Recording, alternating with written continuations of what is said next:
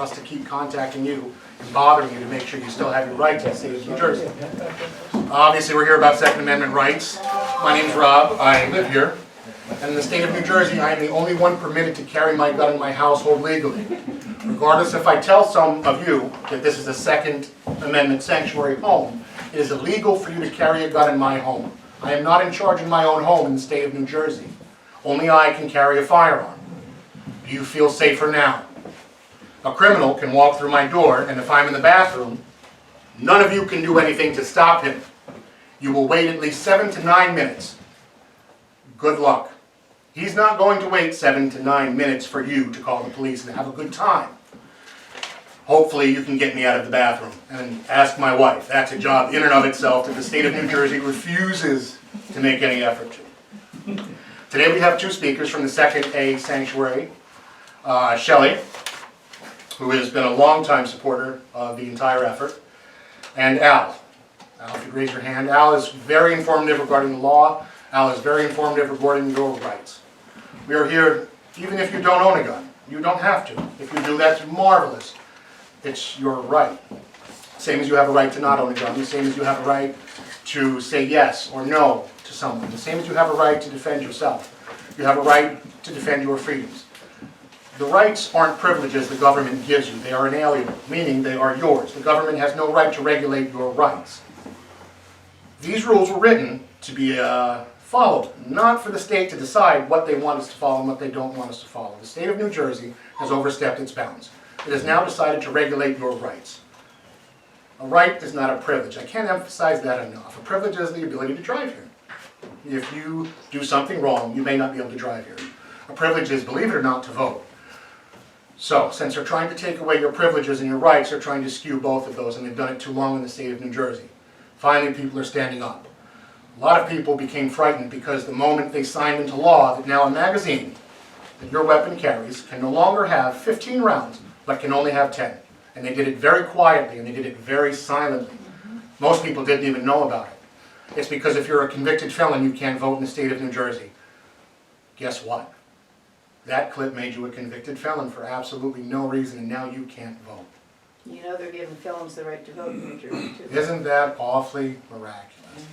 What they won't give the right to vote is to people who are convicted of gun crimes, because it's considered a violent offense in some areas.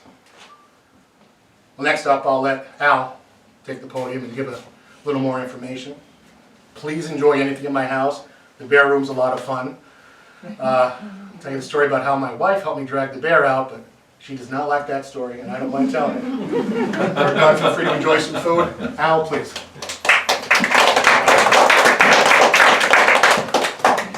I'm really going to the bathroom, so if the criminal comes. All right, everybody. I'm glad to see you all made it out. This is kind of a do or die time for New Jersey. We're hitting a lot of really tough milestones right now.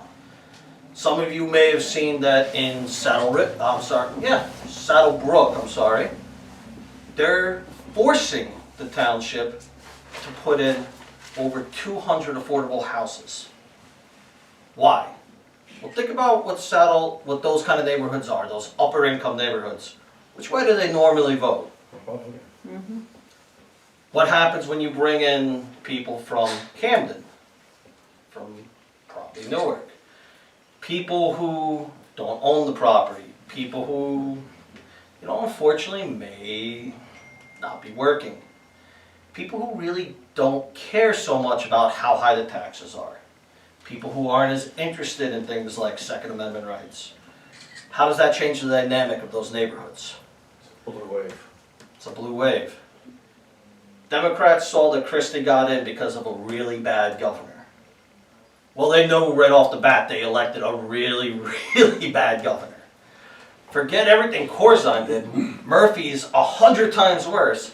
So they need to make sure that there's no way another Republican can come after Murphy and try to step back what he did. And they know they can do that now, because they're changing the dynamic of every single town to make sure that they have a guaranteed lock, 100% on the voting block. So what does that mean? All of these anti-Second Amendment laws they're passing will stick. They're not going to change. If they pass now, they don't leave. They're with us forever. They're not going to end. There is no, well, maybe on the next election. And why is that so important? We have a couple of Republicans in office right now. But what do they always tell you? Well, I voted with the other guy because if I give him this, they'll give me that. Well, a few years ago, the Republicans gave a 15-round magazine. What did they give up? The 2A guys. Oh, that's right. Then they went and took another 5 rounds out of that magazine. So now we're down to 10. And now they're talking about 3. Some of them are even talking about 1. Have you heard the stuff coming out of Mike Bloomberg's mouth? He keeps saying, if you're a bad hunter, you don't need all those bullets. Well, little Mike, I got a message for you. We don't need guns just for hunting. The Founding Fathers gave it to us for tyrants. And guess what you're starting to sound like? This is the same man who refused to call the dictator of China a dictator. He actually went on the news and said, well, if the Chinese people really didn't like him, I'm sure he couldn't do things. I guess he hasn't seen Hong Kong. The same people who are over there begging us to send them guns, singing the American anthem in Hong Kong. Meanwhile, the Chinese government is contacting our government saying, hey, we're concerned that your citizens have too many guns. That sounds like a problem. Maybe you guys should do something about that. The Chinese government says you shouldn't have something. You should probably have 10 of that. And here's the worst part. We have some people on both sides of the aisle, Republican and Democrat, who agree with that. So it's not a Republican issue, it's not a Democrat issue, it's not a left or a right issue anymore. It's a constitutional issue. So this is what I'm asking people to do now. I don't care if they're Republican, I don't care if they're Democrat. If they're not a 2A person, don't vote for them.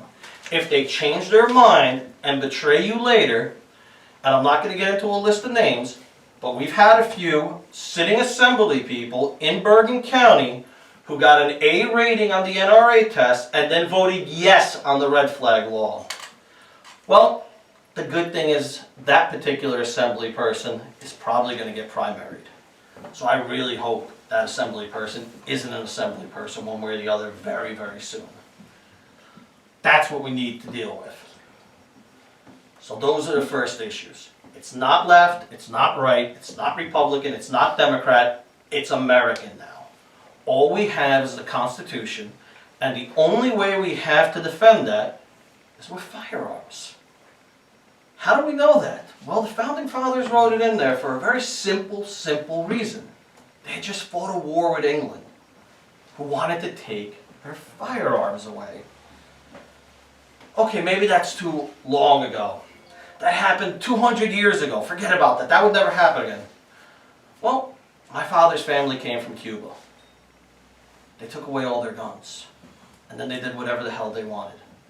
And when my much older cousins, my great-grandfather's cousin, tried to fight back, he ended up in a torture camp for 18 years, being tortured every day, degraded, stripped, starved, beaten. One of his colleagues, the only, I believe the only African-Cuban gentleman, Afro-Cuban, as the term is used, in the group, was chained to the toilet in that prison. To really let it sink in that if minorities don't go along with the program in communism, that's what happens to you. You get treated worse than the white guys. That's what happens. It was such a horrible situation that Andy Garcia actually made a documentary about it. Maybe that's too long ago. That was the 50s and the 60s. 20 years ago, Venezuela took away the right to bear arms. Today they're trying to still raid the zoos to find food. They had an election, what, a year and a half ago? The dictator still won't leave office for the duly elected president. Why?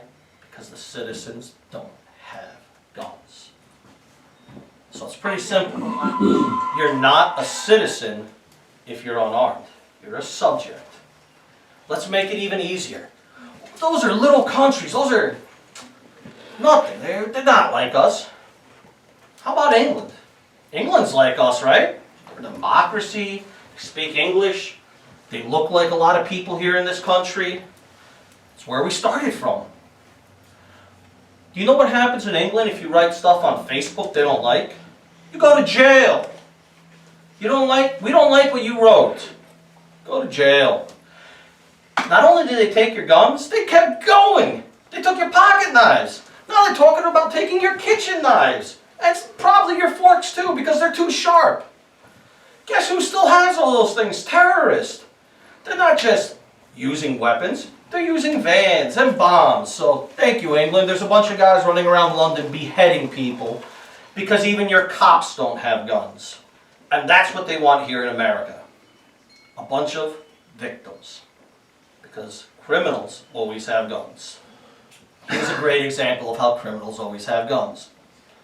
Not too long ago, leader of a gang, motorcycle gang it turned out, was told he can't have a gun. He's a felon. Okay, fine. He started making shotguns in his garage, not just for him, but for his entire gang. Wait a second, but he wasn't allowed to own guns. How did he get, but he made guns and he supplied his entire gang? I guess criminals don't listen to the law. So if criminals don't listen to the law and we do, what happens when they kick down your door because they know you don't have a gun because you follow the law? That's how this works. So we're going to, before we get into anything more, we're going to go over just a couple of the big laws that are coming out. Some of the most terrifying ones, and then we're going to go over a few of the stuff that's already in place that you guys may not even realize to what extreme it's in place. So one of the big ones that sounds like a good thing is an assembly bill that's coming up for vote called A1255. That would allow one person to carry a gun in a place of worship. Sounds good, right? Here's the problem. Only one person. So what happens if that person's sick? You're beat. Here's the next problem. When we say we want to carry, we want CCW, we want whatever it is, you don't need it. We gave you the one person in your churches. That's all you need. Here's another problem. The law forgets about a whole group of people. You have the Orthodox Jewish community. They can't drive when they go to church. So how are they going to get that one guy with a gun to their place of worship? Are they suddenly going to make one small exception so this one guy can walk from one side of town to the other side of town with a gun on his hip? I don't think so. So now they're asking an undue burden on a whole particular group of community. Or are they going to suddenly make an exception that that church can store a gun in there? So there's a lot of things that don't make sense in that law. And it's a Trojan horse in a big way. They're saying, we gave you this, you don't need to carry now. Sit down, shut up, and be grateful. We gave you a little piece of your right. Next time we say something, say, thank you, sir, may I have another? And that's how Trenton sees it. Here's a really sneaky one. And here's where we get into a lot of arguments with some gun stores who should be supporting us, but they don't because it's not in their profitable interest for some guys.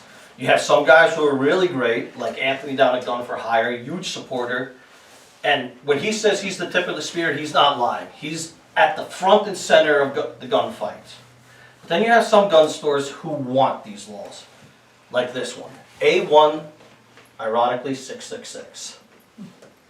It would prohibit the sale of ammunition through anyone except a dealer. Who here buys their ammunition online? Because it's cheaper! So what's going to happen? You're going to have to go to the dealer. Ammunition sales online are over. Or, don't worry, I'm sure the dealer will charge you $20, $30 to have it shipped to him. I'm sure he's going to be all about that. Why do they want to do that? Because there's another law down the bill. I'm not going to go into the numbers and bore you. But there's another law that states the dealer must report every time you buy ammo. How much, what type, and how often you're buying it. Why does Trenton care? I wonder if at a certain point, if they don't like you, they're going to use that number of rounds you bought as grounds for their red flag law. Another completely unconstitutional law that doesn't just violate the Second Amendment, but the Fourth Amendment. Gets better. We haven't even left ammunition yet. A Senate bill, S557, would impose a 2.5% tax on the sale of firearms and a 10% tax on ammunition. Does anybody know what that's really a tax on? It's a tax on conservatives. Because they don't like you. So screw you, we're going to put a tax on something only you buy. Because we know our voters ain't buying this. And even if they are, they can afford it. Guess who has permits in this state to carry a gun who's not a cop? Can anybody guess? Politicians. Bingo. A lot of politicians have firearm permits. A lot of judges have firearm permits. A lot of lawyers have firearm permits. Do any of you think you have a shot in hell of getting your carry permits? Do any of you think even if somebody wrote you a letter every day saying they're coming to your house to kill you tomorrow, they would still give you that permit? Nope. That's that woman down south with bed. Yeah. That's where we were going. Carol Bone. Carol Boone petitioned the court to just buy her handgun because they were dragging their feet on giving her her purchase permit. And they didn't get it done and she ended up dead. She was on day 43 of her 30-day wait. Here's the interesting thing with those numbers. And that's something a lot of people don't know. And that goes into the laws we have on the books that we don't understand. They say it's a 30-day turnaround when you submit for a handgun purchase permit. The 30 days starts when they start the paperwork. That means the paperwork can sit on their desk for weeks, for months. I know, because it took me 6 months to get a handgun permit. And they kept coming up with excuses. Oh, we lost the reference for one of your people. Well, I had to start talking about getting a lawyer and calling this and calling that. And then miraculously, oh, well, why don't you just hand us the reference that we lost? That same day I handed in that missing reference letter, magically I had the permit 6 hours later to purchase my handgun. It was amazing. It was a Valentine's Day miracle. It's actually Valentine's Day of last year. So, it's a miracle how quickly they can do things when you start talking about lawyers and documentation of complete and total failure. And here's the funny part. The guys who actually told me maybe you should be filing a complaint against your township was the state police because they got tired of hearing these complaints from people. That's a big reason why the state has started doing the online permits. Because they know they're getting this close to a Supreme Court case that they can't back up.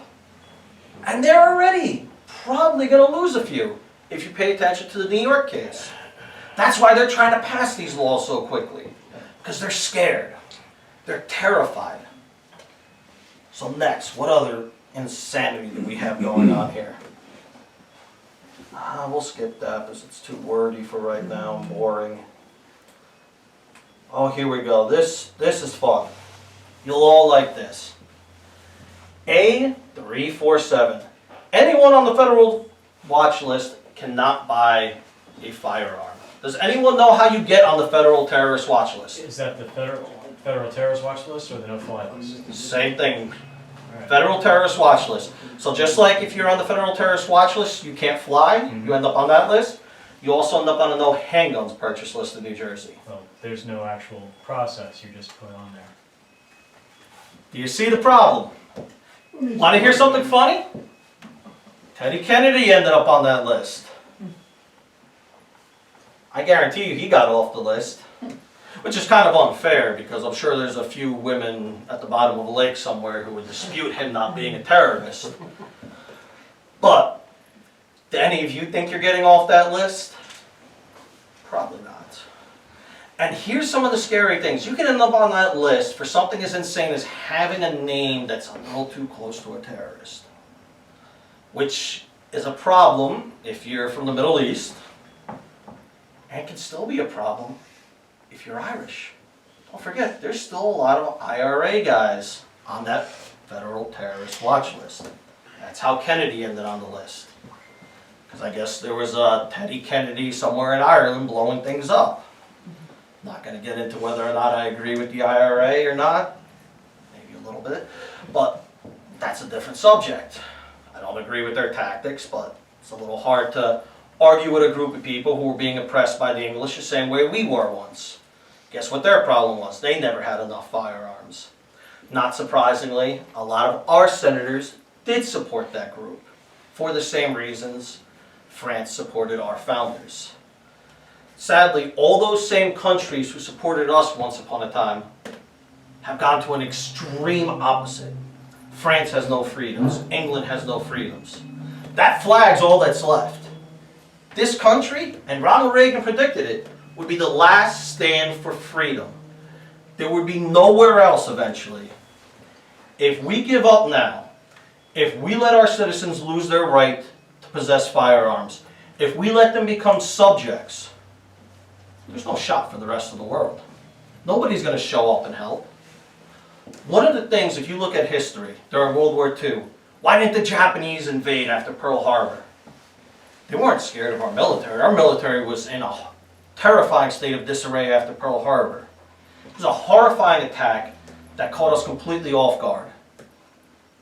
But why didn't they invade? They had an opportunity. They could have made a push right through California.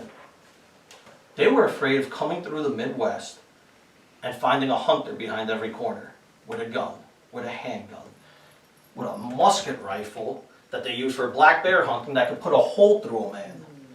The Japanese were terrified of us.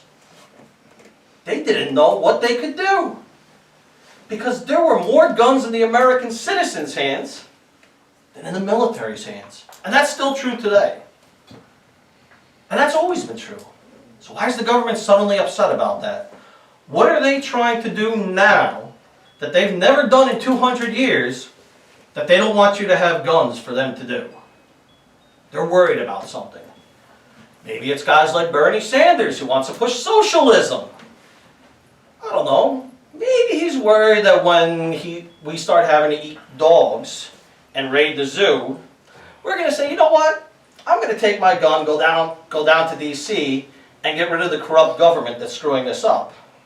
But if you don't have a gun, how do you get rid of a corrupt government? I don't know. Nobody's ever done it. It's impossible.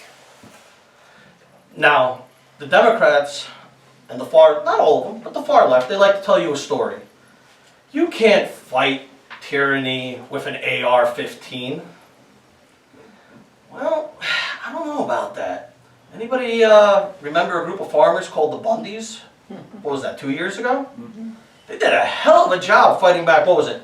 The ATF, the FBI, the Army Reserve, and about 5 other groups. And then what happened because they were able to fight back and hold their ground? When they got to court, they were proven right. They were innocent. The government did overstep. The government was wrong. Obama did come after them for all the wrong reasons. So, the government doesn't want you to have guns because they don't want you to oppose them. Our Second Amendment holds up all the other amendments to the current laws that a lot of people don't know about. A, they tell you red flag laws. It's only going to be used by the police and by your family members and by a very, very concerned personal doctor. Well, there's a guy who got into an argument with his doctor because he claims the doctor overbilled him. I don't know if that's true. Maybe the guy's a jerk. Maybe he just called the doctor a bad name. But suddenly the doctor calls the cops and he's on a red flag list. Does that sound right to you? Then, here's another scary idea. You have a woman who just gets out of a scary marriage with an abusive husband. She doesn't know what to do, so she buys a gun. Make sure the guy doesn't come back. Because, again, the law is written saying that literally anyone can call the cops and request a red flag. That husband, or most likely one of his buddies, will call in on that woman, make sure her guns are removed, so he can go back there and beat the hell out of her. Don't think it's possible? About a year ago, unfortunately it was a cop, went in, shot his wife who he was in the process of separating from, and her boyfriend, in cold blood, and then calmly walked out of the house. Why? Because he knew they didn't have firearms on them. That wasn't a red flag issue, but it is how that would play out. You know the other person doesn't have a firearm, and you can overpower them. That's how the red flag law works. Anybody who doesn't like you can make a phone call because you got into an argument with them at work, on Facebook.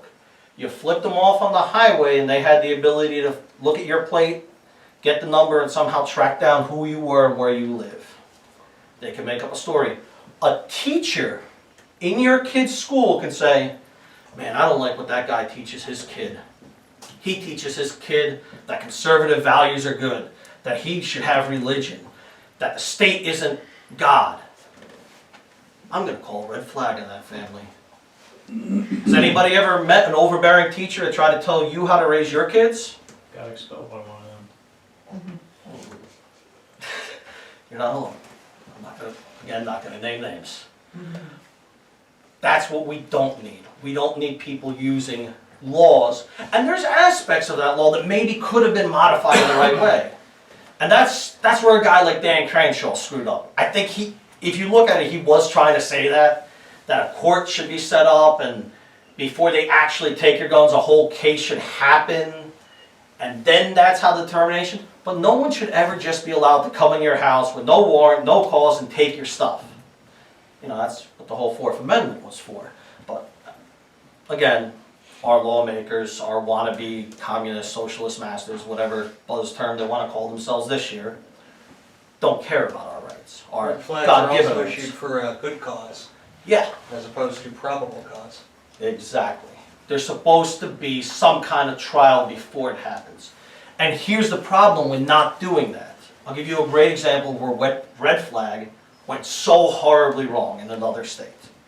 You had a gentleman. Guy was clearly some kind of nut. His mom was afraid he was going to kill her. She called the cops, said, hey, listen, my son, he's whacked. He's out of his mind.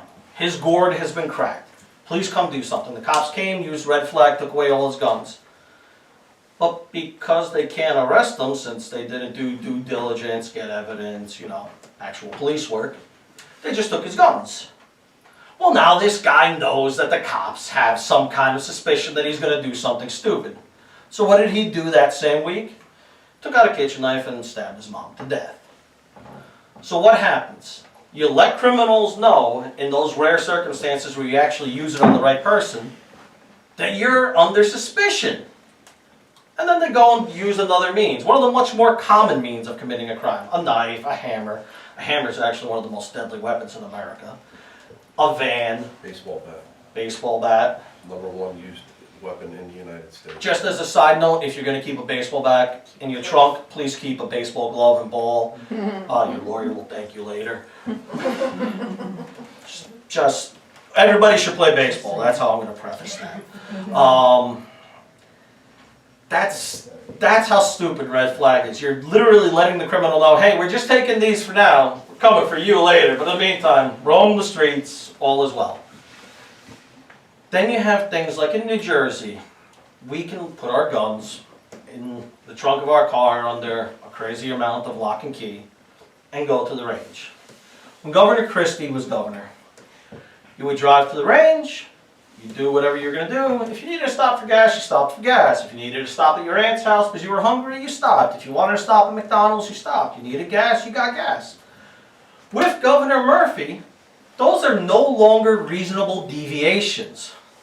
If you stop with a gun in your car, there is a very good possibility, and again, I'm not a lawyer, so I'm not giving you legal advice, but if you talk to one, and I do suggest you do if you travel with a firearm for any reason, you're probably going to get in trouble if a cop catches you. And here's how I know that.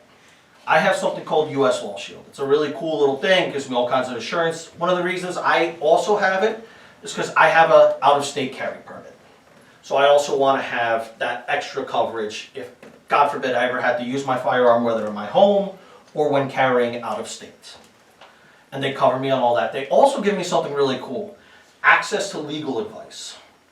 The same lawyers who would defend me here in New Jersey. That actually happens to be Evan Knappin's law firm. One of the best guys probably around anywhere, I would say, when it comes to gun laws. His guys told me, don't stop. Fill up your car before you leave, go to the bathroom, get everything done. Don't stop for any reason. If you're, Because I said, listen, what if I want to go pick up a family member to bring them to the ranch? He goes, don't turn off your car. Have them come out to the car and meet you. Do not get out of the car. Not because we know it's not illegal, but maybe they can try to say it is, and it's better not to have the aggravation because we have a governor and an attorney general who are trying to twist the law into something it's not. And I appreciate that. Yes. I'm gonna preface what you said there a little bit. If you're gonna go and pick up a family member on the way to the range, don't. Yeah. Have them come to your house first. Yup. I would Because say, I'd agree with that. reasonable deviation means that if you're driving down the highway and you are stuck in bumper to bumper traffic and you take a detour to get around it, that is unreasonable deviation in this state's mind. That includes driving 2 miles out of your way to your buddy's house, to your sister, brother's house, all of that. Just don't do it. Here's the scariest thing. In New Jersey, they don't technically recognize our right to leave the state with our gun just because we're traveling. So let's say you're going to your grandma's house, like I like to do in Virginia. I never just go to grandma's house. Let me say that right now. I have never left the state with my gun to go to grandma's house. Whenever I leave the state to go to grandma in Virginia, I go first to the gun range in Pennsylvania. Once I get to Pennsylvania, the law suddenly changes. So I can go anywhere I want now. But when I'm in the state of New Jersey, to leave the state of New Jersey, I have to either be going to my home or to a range. That's how our current Attorney General sees the law. And it doesn't matter if that's right or wrong, that's how he sees it. Yes?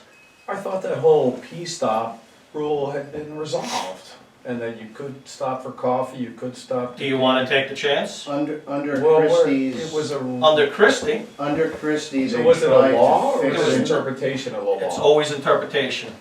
So there's everything's no interpretation. real law changed. It was just the The governor. law agreed. is reasonable deviation and who decides what's reasonable.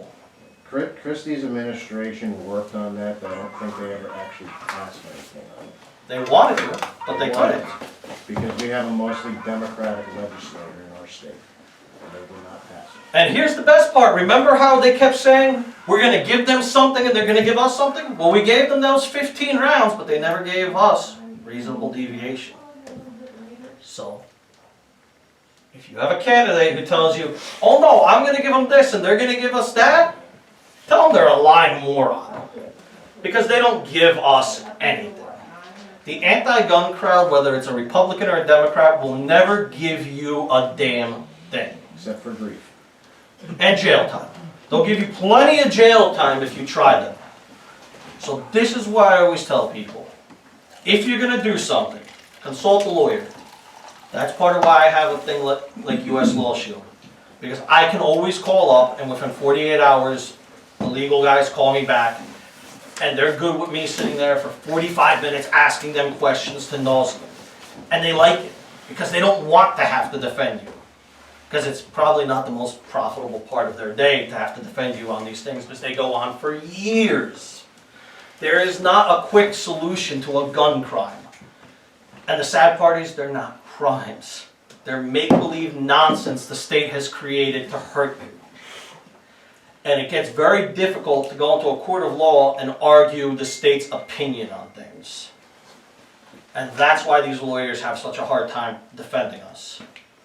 Because they're now having to argue some jerk's opinion on your God-given rights. So what I'm going to do now is ask anybody if they have any questions on anything that I can try to answer for you.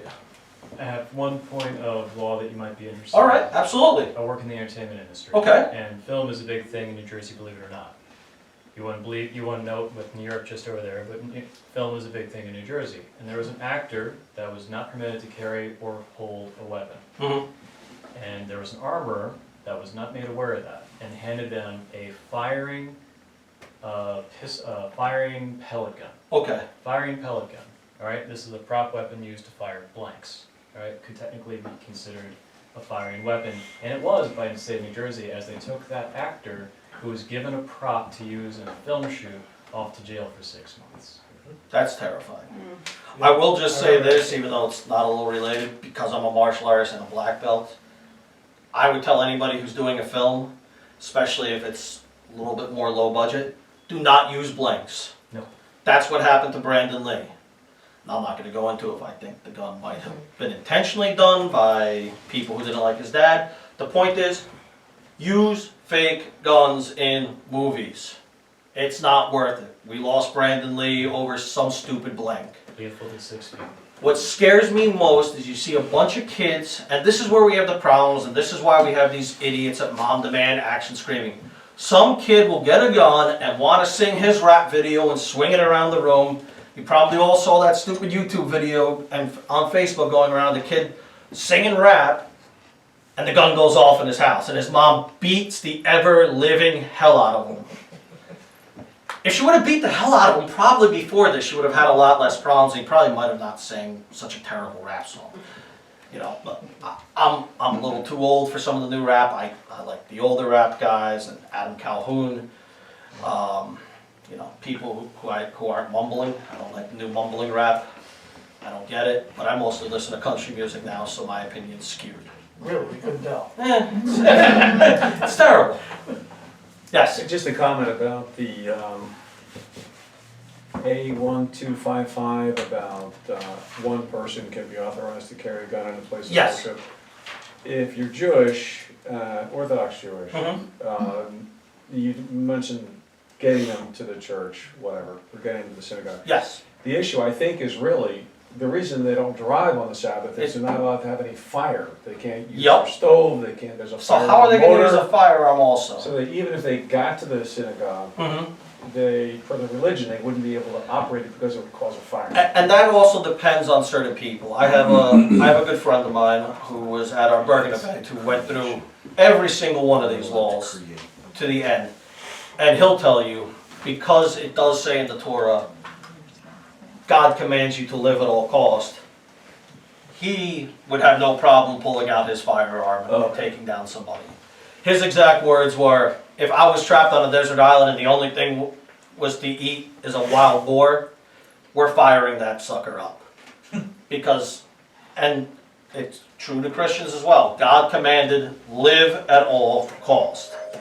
You have a responsibility to live. That goes back to pro-life issues and everything else. You must survive. You must live.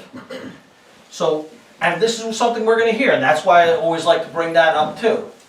You see a lot of these people saying, oh, but Christianity says we're supposed to be pacifists. Nowhere does it say we're supposed to be pacifists. It says, thou shalt not murder. Murder is a big difference than kill. You can kill in self-defense. You can kill in the defense of your country, your family, your home. As Christians, we've always defended the weak. Hopefully most of the time. Not always, but most of the time. We've always tried to do the right thing. Our militaries have gone out to protect the innocent. If you go all the way back to the old Catholic Knights, which is something I have always idolized, one of their big doctrines was defend the helpless, protect those who can't speak out for themselves. Jesus even said, let the man with no sword sell his cloak and buy one. Well, I've got plenty of swords because I'm a martial artist, but if a guy kicks down my door with a gun, I don't think it's going to help. So it's always about being equivalent to what could happen. That's the point. These straw man arguments people try to make, oh, guns are bad because of this. They don't make sense. Challenge people on them. Ask them why. Why do you hate guns? Oh, they kill so many people. Do yourselves a favor. Go onto the CDC tonight. Screenshot the statistics on gun death, and then screenshot the statistics on drug death, on car accidents, on deaths related to getting hit with blunt objects like a hammer. You want to hear a really scary one? You're more likely to die in the bathtub. That's a terrible place. It turns out you're really, really in a very dangerous spot when you're in the bath. Lots of people die there. Possibly more than do from crime-related gun deaths. And here's the thing nobody likes to do. They don't like to remove the suicide by gun death from the crime by gun death and the accidental by gun death. But even if you keep all three of those together, there's still a lot less than drugs, than bad doctors. I don't see anybody calling for a demand to end cars. And let's not even get into abortion, because they've killed way more babies than any gun has in this country. Everybody says, oh, if it'll save just one child, let's take away the guns. Yeah. Fantastic. You know what I say to that? Taking away abortion will save every baby. Yep. So if we want to use that logic, let's go. I'll go to work on that every single day of the week. The next thing we want to cover, and one of the most important things, is we're asking everybody to print up your resolutions. Send them out to your towns. Send them out to your counties. Hand deliver them. If you're afraid to go, contact our pages. Let us know. We'll come down with you if we can. I'm the regional director for Bergen, Essex, Hudson, Passaic, and Sussex. Sussex is really cool because I don't really have to do anything on that page, because Sussex is like this amazing monster that's probably gonna be, I don't want to jinx it, but I think they're making a hell of amount of progress. Sussex is great. But you can reach out to me on any of those pages. Anybody here tonight can ask for my phone number. I have no problem giving it to you. Half the country already probably does. For some reason, I get calls from some guy in India all the time trying to sell me something. Apparently, I have a mortgage on a house that I don't own that he's trying to get me a second mortgage on. I'm going to take it one day. It's going to be fantastic. Yes. Yeah, I just have a question, but you want to give us your last name and your phone My number? name is Albert Enriquez. And I'll give you my phone number when we turn off the camera, because I don't want that all over Facebook. Yeah. How do you spell your last name? Enriquez. Just a question. Yeah. Did that direct routes bill pass under Corzine? It wasn't Christie, but it was a while, it wasn't Murphy. It's been It was quite a bit than always within, but it was always argued what is reasonable deviation. Christie tried to clarify it.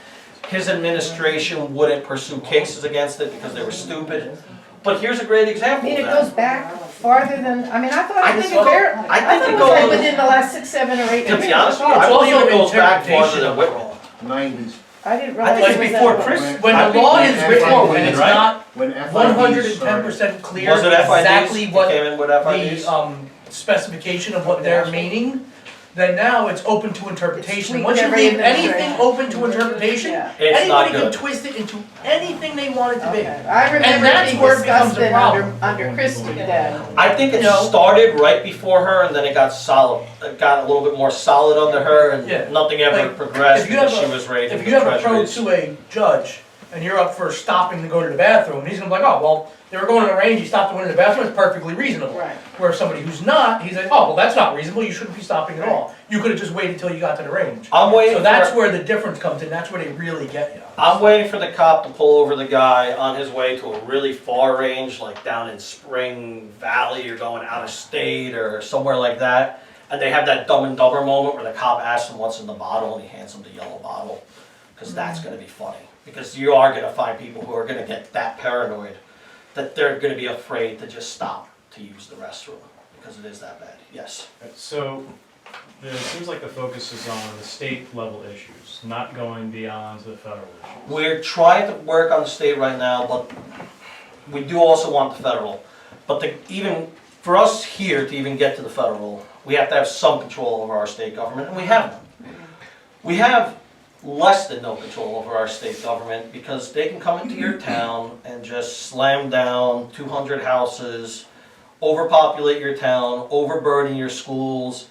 Not just overburdening your schools, they can overburden your sewage system in some of these towns that weren't designed for this many people. They were designed to have these nice woods and, I guess in some cases, giant mansions. And the previous example I gave you, they're going to build close to 200 of these affordable houses on Rosie O'Donnell's old mansion. Good. So, Maybe. I mean, I'd say maybe she doesn't own it, I was gonna say, if she's she's still there. happy good. about it because it's ruining a conservative area. Mm. And it's furthering an agenda that she wants. So I'm sure she's happy about it. I'm sure she already got paid on the property. But that's what we're dealing with, and it has to stop. And like I said, it's not a right, it's not a left issue. Only vote for people who support your Second Amendment. I don't care if they're Republican, Democrat, Libertarian. Sometimes Libertarian might even be a little bit better depending on the kind of Libertarian. You have a lot of Libertarians who are very cool, very smart. And then you have some who probably really aren't Libertarians, but who call themselves Libertarians, and they drive the Libertarians nuts. You know, I'm kind of funny. I'm mostly a conservative. I don't like to even say I'm necessarily a Republican anymore, because then I get tied in with guys who have no clue what's going on and want to raise your taxes, take away your guns, and agree with any dumb idea they hear, as long as they get to stay in office for 25 Yeah, years. so the alternative to not voting for somebody who is not Second Amendment, maybe not voting for somebody else who isn't Second Amendment. I mean, you don't have any choice. So sometimes you gotta write in a silly name, just to drive the point home.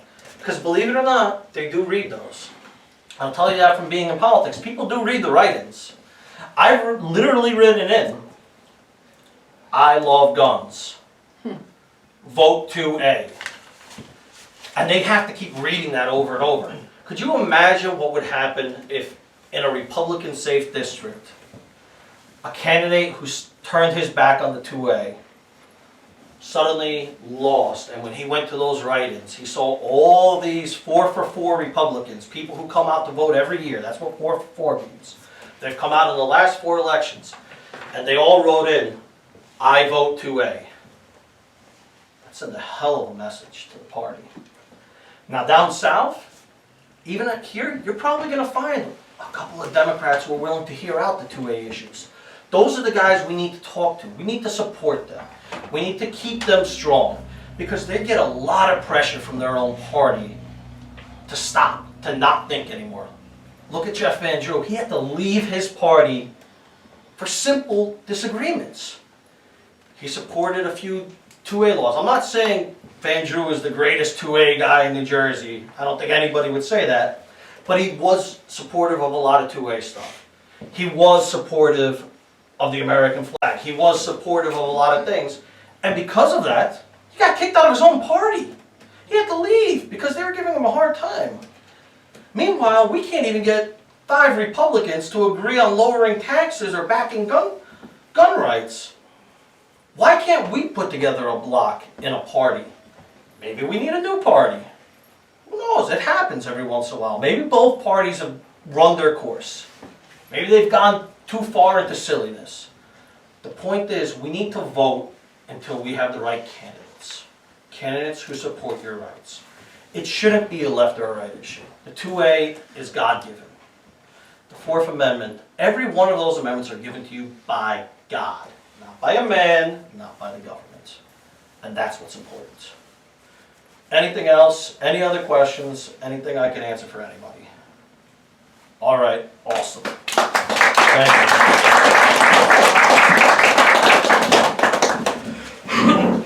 Thank you. Well, that was great. Thank you so much, Alan. He's such a fountain of information. I just want to give him another hand. He's down here also in Bergen County. What's really wonderful is today we have people from all over the north and central part of this state. We have people from Monmouth. I'm from Monmouth. I know at least one other person from Monmouth. We have some people from Mercer. We have Middlesex. We have people from Bergen. We have people from Morris. Do we have anybody from Sussex? There was one person who was going to come here from Sussex. Yep.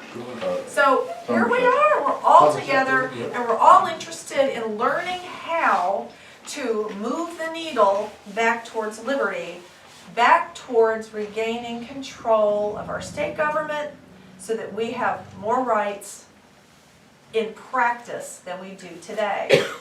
So I want to just real quick touch on a couple of things that Al mentioned. One, the right to keep and bear arms is inalienable, and I think we all know this, but what's wrong is a lot of other people don't. And one of the benefits of this kind of a movement, where you have people sending resolutions to their government, and talking to other people like this, and filming, and then putting this up on YouTube, is that it teaches other people that their rights are inalienable, and they may not have ever heard that before.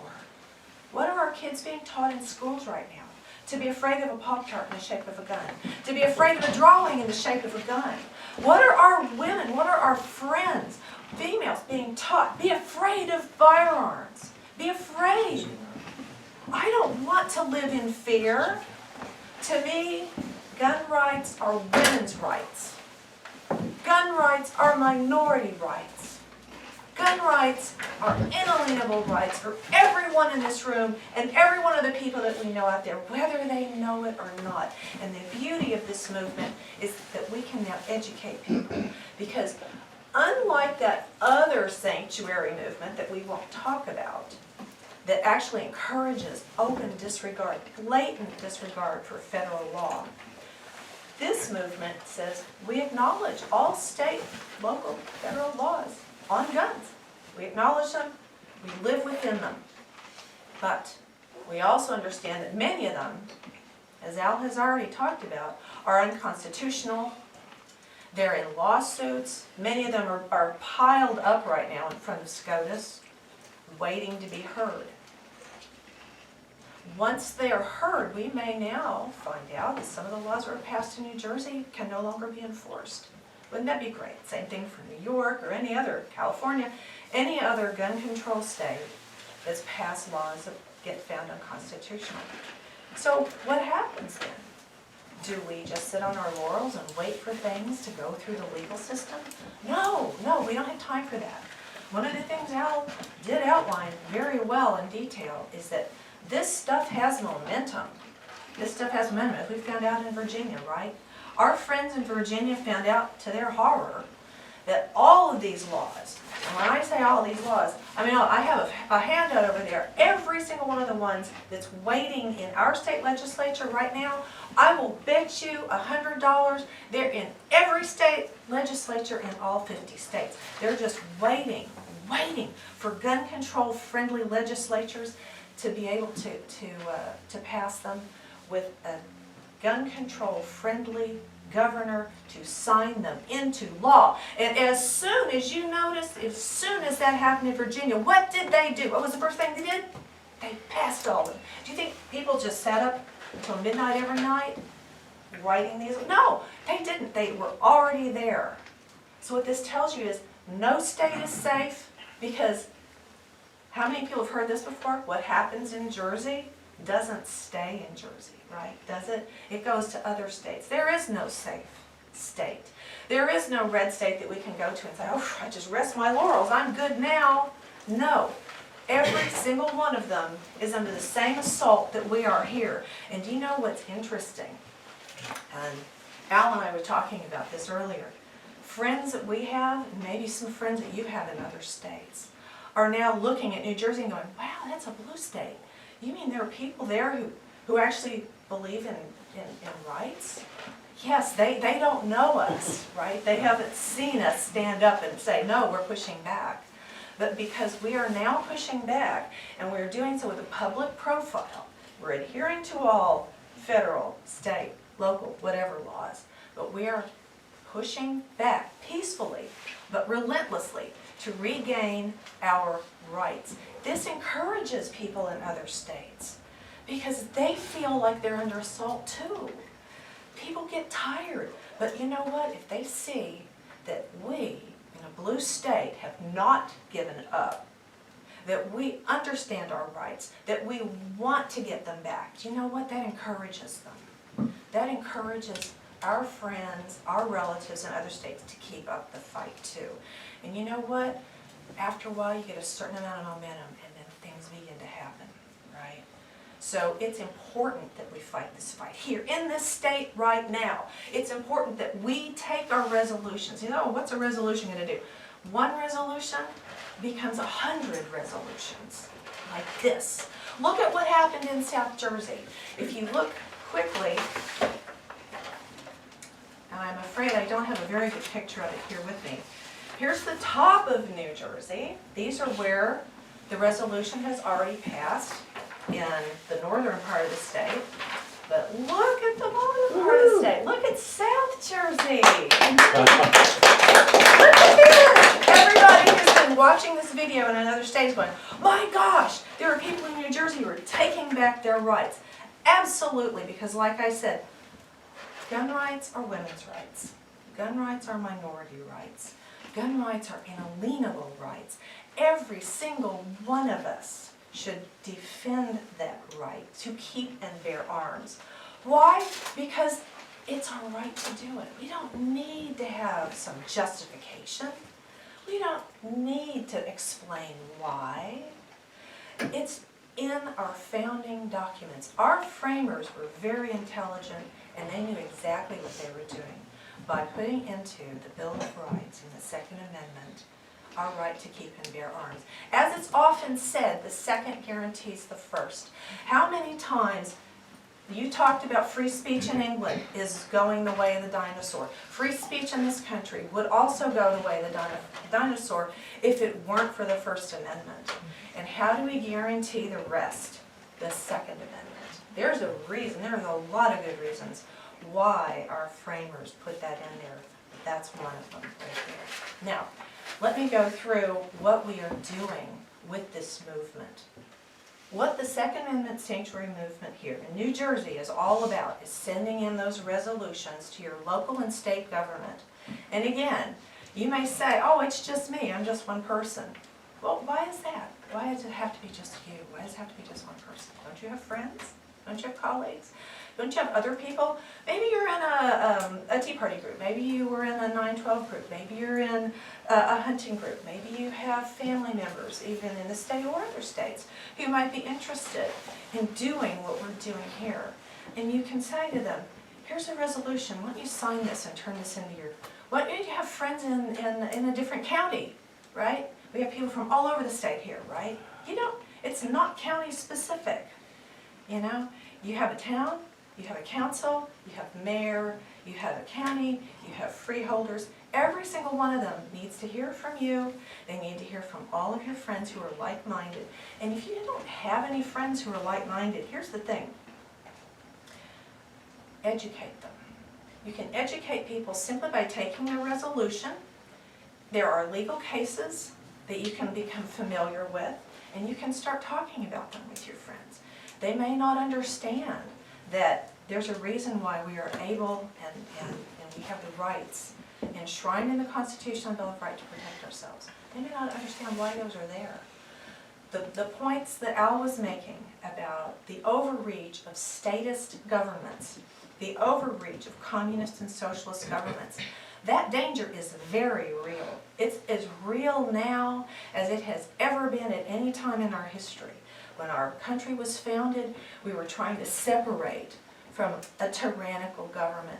At this point, we're not only trying to stave off the beast of socialism, but we also have a federal and state monster that's too big, that isn't under our control. And only by educating ourselves, educating our children, because if we don't educate them, what do they learn in school? You know what they learn in school, secondary, primary, not to mention college. The academy is gone. And one of the best things that you can do is talk to the younger people that you know and ask them, what do you think about this? Have you heard about this sanctuary movement? I'll guarantee you they have no idea what it's about unless you've already talked to them, unless you've already trained them so that they understand what this is about. Because like it or not, there is another generation that is going to have to be trained and taught after us.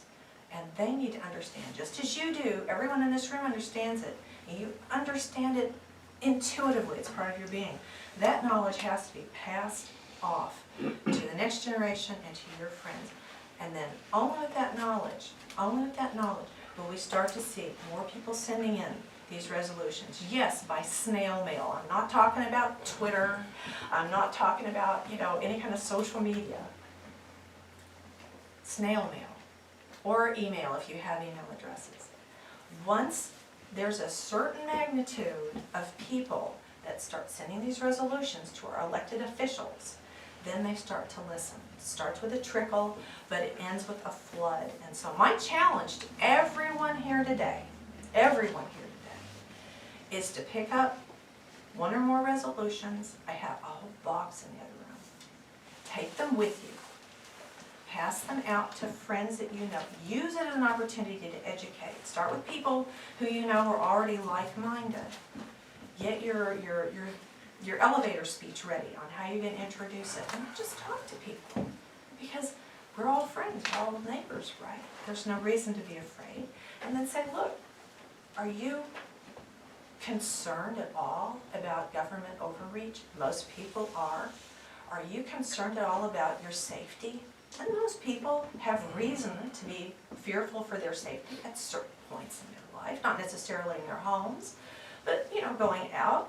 Certainly women that I know are afraid for our safety. Many of us won't admit that. We'll claim we're not afraid, but we are. We'll carry mace. I don't have a gun. I don't have a gun permit, okay? I don't want one because the law in this state is so convoluted that I'm actually afraid to have one. And now that this red flag law is in place, I'm afraid somebody would call us and then I get on some list. So I defend myself in other ways. I have a mace. I have other things that are legal in this state. And the thing is, when you have people who are so afraid that they won't even defend themselves properly, it's like, okay, we have to change our thinking about this. We have to go back and say, it's time for us to reclaim what we once had here. It's time for us to get behind this movement, send your resolutions, talk to your elected officials. Don't just send the resolution, because you know what will happen? It's too easy to ignore. Show up at the meetings and talk about it. Talk to the other people that are there. I had a very good conversation with a woman who was from another location in Monmouth County on the coast. She was an anti-gun person, and she came over to me and she said, well, what about the 40,000 gun deaths every year? I'm like, are you including in those the criminals, like MS-13, illegal alien gangs that aren't supposed to be here? Are you also including the people who use guns for suicide? And she's like, I don't know. I'm like, well, what you have then is a person who only hears a talking point and they don't understand anything about what that talking point represents. And you have such an opportunity now to use this information, educate the other people that you know in your life, and try to, you might not convince people in one visit or two or three, but just move the needle. Just move the needle of understanding a little bit. Because that information over time is going to make a difference. Many of you have heard about the walk-away movement, right? Where people are walking away from certain ideological belief systems. This is almost a walk-away movement too, except people have to understand, in order to walk away from these fears that people have about guns, they need to understand why they shouldn't be afraid of the black object, the inanimate black object. Why these aren't scary. What's really scary is the fact that your rights are being eroded and you can't defend yourself. And that the bad guys who won't obey laws actually have black scary things, right? And you can, so you can't properly defend yourself.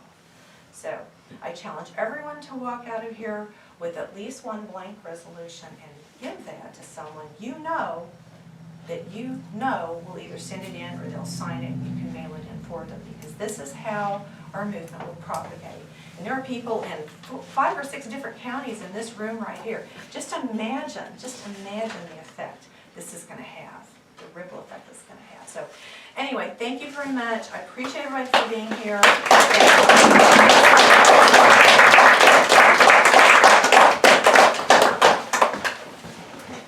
I think that's about the end of it. We can get back to the food and the fun stuff. I only have 4 points I want to make.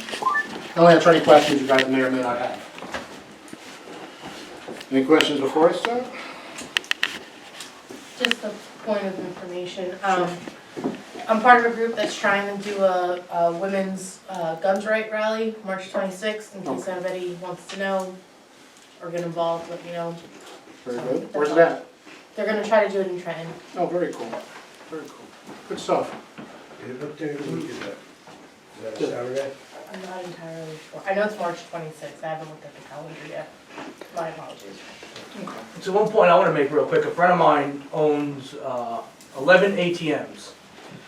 When he goes out during the day to fill up his ATMs, he literally has thousands of dollars in his pocket. Under Christie, he was issued a carry permit.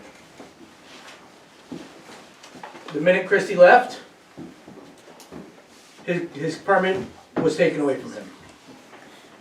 Like, just like that. Murphy came in the office and said, guess what? You're no longer capable. He turned around on them and went and started his own armored car business. So now he has his carry permit back again, but that's what it took for him to go back to getting his carry permit, which was given to him and then taken away. And that's what we're fighting against in this state. Like, someone who says, okay, yeah, I think you're qualified. And it was a perfect example of who's qualified and who's not, where under Christie, you know, they believed that he was okay to carry a firearm because of his ATM business, but Murphy says, no, you can't have that, you know, so it's just, again, interpretation of the laws that we have on the books, and it's a huge thing, so the laws need to be written in such a way that they're not taken, you know, they have to be taken literally, not left open. Yeah, I'm from Morris, so Shelly and I have known each other for a long time, but the resolutions, I'm not sure exactly what they say. I have written emails to my freeholders who I know personally, every single one of them. One of them is actually a guns rights person. I've heard silence from them. They're very in Morris, afraid about being taken over by the Democrats, Sure. and I don't want to poke this I used to live in bear. Morristown. My wife and I used to live in Oh, okay. So, you know, I'm not sure, Shelley, exactly what those resolutions say, and I'm more than willing to pursue that, but somebody want to talk about it, unless everybody else in the room So the understands what it is that they resolutions are say. very watered down. We've actually even removed the word sanctuary from them so they don't conflict with obviously the most terrifying thing in the world, the illegal sanctuary. So we don't want any of the lawmakers to think it can get conflated. But this is the thing to remind your freeholders. The Bergen County majority-controlled Republican freeholders were once afraid to make waves because they were going to get taken over by Democrats. Well, they kept acting like Democrats and they kept acting like cowards. Got what they were afraid of. The entire freeholder board today in Bergen County is 100% Democrat. When Republicans, and we love to do it in New Jersey, act like Democrat light, the voters see no difference and say, well, why the hell should I vote for the fake Democrat when I can just vote for the real one? There's no difference. Let me just vote for the guy who's being honest about his policies. The only people who can play fake anything is the Democrats. They love playing Republican light come election day, and it works for them. Fake Republicans don't win. And here's why. Democrats don't vote Republicans. Conservative Republicans don't vote for fake Republicans. And then they lose. But Democrats will vote for weak Democrats, hard Democrats, middle Democrats. They don't care as long as they're Democrats. And some Republicans will vote for Democrats if they get pissed off enough at the Republicans. So you have nothing to lose as a Republican by being conservative, except maybe actually getting elected, which is a terrifying thing for some of them, because some of them are there just to be a placeholder. They have no intention of winning. They were just thrown up to not have a blank spot on the election, which they do still have in some towns anyway. Sure. See Hudson County. Exactly. Yes. I'm actually the regional chair for Central New Jersey Libertarian Party, Very good. and this is the chair of the newly formed Somerset County Libertarian Party. Very cool. Welcome. Yeah. So it is the past resolution of our membership to support this movement, at least in our central region, which is Monmouth, Middlesex, Somerset, Morris, Hunterdon, and Union counties. Thank you. So any time that we have a meeting like we do at 5:30 today, which is why I have to leave early. Sure, sure. Anytime we have a meeting, we'll be having as resolutions to hand out. And Very we're good. going Thank to you. do everything we can to support you guys Thank you. and try to keep on the track of like the human right aspect. Very great to hear. There's That's only great to hear. freeholder meetings in the area of Somerset County. Yeah. Good. Very good. So, the first point I'll leave you with is we all know why we're here. We're stealing your rights. My wife has never heard this. She's Crystal. Crystal, come in the room if you can. My wife was born and raised in North Brunswick. Her father, born and raised in North Brunswick. Her mother, New Brunswick. Her mother, born and raised just outside of Seoul, Korea. There were no sanctuary cities in Seoul, Korea. They met during the Korean War. The risk she took in becoming an American citizen cost thousands and thousands of dollars. Thousands of tears, thousands of visits to different countries, just so they could see each other again, because she wasn't a citizen yet. She wasn't in a sanctuary. She had a very comfortable life. See, her father was the mayor of the prefecture they lived in Korea. But it was still important for her to become an American citizen because of that piece of paper on that back wall, the Bill of Rights. In a 250-year-old country, that piece of paper held more respect in an almost 2,500-year-old culture because of what it stood for. And that second one is fairly important because it unfortunately is needed to protect all the others. We learned that 250 years ago. Please don't make us teach you again. We're not asking for something that wasn't already ours. We're asking you to stop taking away what we were given by whatever God you believe in. And it's funny because coming from Seoul, Korea, as a first generation in this country, which my wife has never been referred to because she was taught she was an American, and her culture was Korean. So she was an American with inalienable rights in the Second Amendment. So we all lead into that second point, which is take a resolution and read it. Fill one out, throw it in the box. I'll mail it for you. It doesn't matter what county you're from. One of them you write your county name on. Just that first page is all you write on with your name and address and what county you're from. And the other one, if you know the town you live in, write it there. And I'll find out who your mayor is and I'll mail it to him for you. We're all very busy. Leads me to my third point, which is we're almost done here. Please make sure you get some of that delicious kibasi, turkey, Swiss and cheddar cheese and some vegetables. There's plenty to go around. Also, we've all been here for over an hour. All the things you've heard on the news and to be frightened of, neither one of these fucking guns has moved, have they? It's amazing. All last night I took them in the room and I berated them. You stupid son of a bitch. And they did nothing. They never even fought back. So I don't think the guns are the issue. But you're taught to be frightened of them. Why are you taught to be afraid of a lawnmower? You're taught to be afraid of a machete or an arrow. An automobile. A fork. A tree. Why are you living in fear? What wants you to live in fear? It's yours. Everything here, everything you see Tyrants. is yours. And they are taking it from you bit by bit. We had more rights under the English government before we got our freedom as an independent country than we do now. And I don't mean in New Jersey, I mean in this country. And fourth, before you enjoy the food, I want you to listen to a song we all heard as children. Let it mean something different now. Thank you all for coming. Remember, this is your country, you earned the rights, and someone else's blood paid for it.